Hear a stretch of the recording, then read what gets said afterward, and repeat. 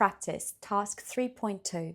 First, take a moment to look at the sentences and analyze them on your own.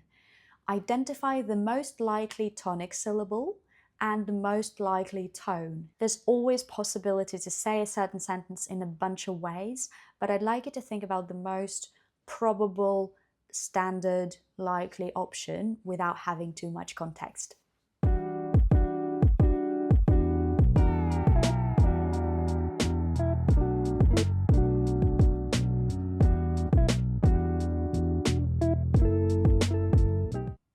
How was it?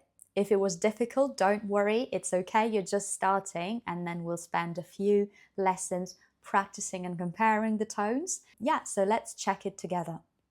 Number 1, where are you going? Where are you going? Remember to also try to think about which other syllables are going to be stressed. So in this case, we're stressing where, it's the onset. Where are you going?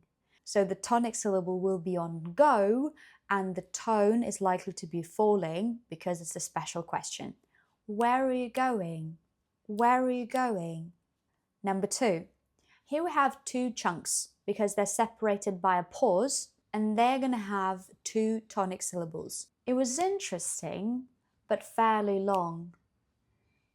So interesting has a full rise tone because we're going to continue with the contrasting idea with but. So a full rise is the most likely choice.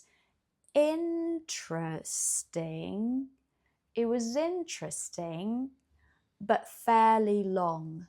Long is a full, because we're done. Number 3. Should I be worried? Should I be worried? So I decided to stress I. It's possible to also not stress it and go, should I be worried? Should I be worried? But I feel like it's easier and maybe makes more sense to stress I. Should I be worried? And so worried, were, is the tonic syllable, and it's likely to have a full rise tone. Worried, worried. If you prefer the more standard, maybe old-fashioned pronunciation, worried, it's also fine. Should I be worried? Should I be worried? And it's possible to say it with a rising tone. Should I be worried? Should I be worried? Worried, or worried, worried. Number 4. I think he'll be there. I think he'll be there. So in this case, if we make be the tonic syllable and there becomes the tail, we're focused more on the idea whether or not he'll be there. I think he'll be there at the event, at the party. So that would be, I think, the most common way of reading that sentence. Alternatively, we could say, I think he'll be there, which would imply there and not here. And we're using a full because it's a statement. I think he'll be there. Be there. We're continuing the full on the tail there. Be there. I think he'll be there. Number 5. I'm not sure what it means. I'm not sure what it means. So I would stress not and then means. I'm not sure what it means. And means would be the tonic syllable and would have a full. I'm not sure what it means. Means. Quite a low full, right? Number 6. Would you like to eat out tonight? Would you like to eat out tonight? So in this case, out, eating out is more important than tonight. It's kind of clear probably that we're discussing the plans for tonight. What are we going to have for dinner? And I'm suggesting, would you like to eat out tonight? So out is the stress syllable and tonight is just the tail. Out tonight, right? Tonight very often doesn't get stressed. If we wanted to emphasize tonight as opposed to tomorrow, for example, we would go, would you like to eat out tonight? Would you like to eat out tonight? So the main movement of tone would happen on tonight. And I went for a full rise tone for a yes or no question or a suggestion. Would you like to eat out tonight? Tonight. But also you could go for a rise. Would you like to eat out tonight?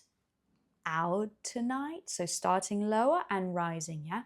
out tonight? Would you like to eat out tonight? Number 7, don't forget the keys. Don't forget the keys.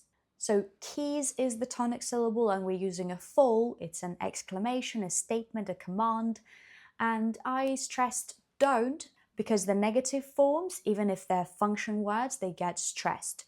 Don't forget the keys. And as a result, because the sentence is short and forget is between don't and keys, forget will probably get more unstressed. So don't forget the keys. Don't forget the keys. Number 8. In this case, we also have 2 chunks, right? If we make a pause hesitating, so we could go, I'll probably, I'll go for a lemonade. I'll go for a lemonade. So, and then we fall on lemonade once we've made up our mind.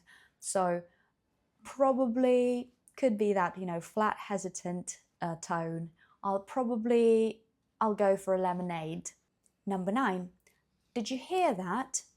Did you hear that? Here, the only stress and the tonic syllable is here. Before that, we have a pre-head. We don't stress it. Did you? Did you? And then after this, we have a tail, that. And we don't stress it. Did you hear that? I'm using a full rise, so here is higher and then that continues the tone and there's a subtle rise. Did you hear that? Also, you could go for a rise and go, did you hear that? Hear that? Hear that? Did you hear that? And of course, you could stress that if you want, but it would be a less common scenario. Like, did you hear that? Did you hear that? And number 10, I'll have to think about it. I'll have to think about it.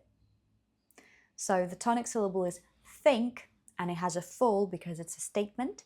And the tail just keeps going down, right? We don't stress about or it. I'll have to think about it. I'll have to think about it. Think about it. I'll have to think about it.